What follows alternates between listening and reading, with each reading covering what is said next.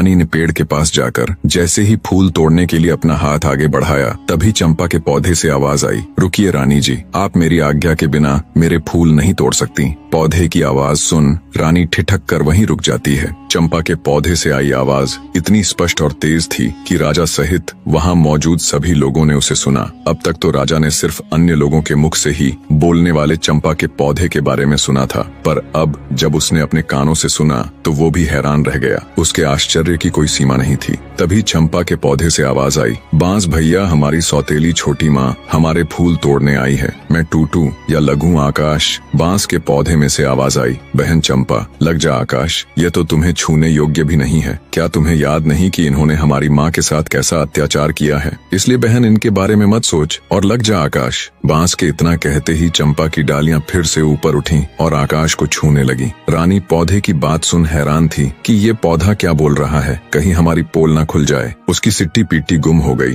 रानी ने सोचा, कहाँ तो फूल तोड़ने आई थी, फूल मिलना तो भाड़ में गया, यहाँ तो हमारा ही किया कराया उजागर हो रहा है। निराश हो चुपचाप वो एक चोर की तरह वापस आकर अपने स्थान पर बैठ गई, दुखी हृदय के साथ खुद में ही खोई। रानी राजलक्ष्मी के कानों में जब सौतेली माँ नामक शब्द पड़े तो उसके भी कान खड़े हो गए। चंपा और बांस की सारी बातें सुन उनका हृदय विचलित होने लगा। राजा सहित अन्य लोग भी सारी वार्तालाप सुन हैरान थे, पर किसी की समझ में अब तक कुछ नहीं आ रहा था। 6वें नंबर की रानी के आने के बाद 5वीं, चौथी, तीसरी और फिर दूसरी रानी भी हार मानकर अपने स्थान पर बैठ गई। जब किसी को चंपा का फूल नहीं मिला तो राजा की पटरानी अथवा बड़ी रानी चंपा के पौधे के पास गई। चंपा का पौधा अब भी आकाश में लगा हुआ था। पटरानी बोली, सुनो चंपा के पौधे, मैं इस राज्य की महारानी और महाराजा की पटरानी हूँ। इस राज्य में जो कुछ भी है उसके ऊपर हमारा अधिकार है, इसीलिए चंपा अपनी डाली को नीचे झुका और मुझे फूल तोड़ लेने दे। इस बार चंपा की डालियों से आवाज आई, भैया बांस, हमारी सौतेली माँ हमें फूल देने के लिए चेतावनी के साथ धमका रही है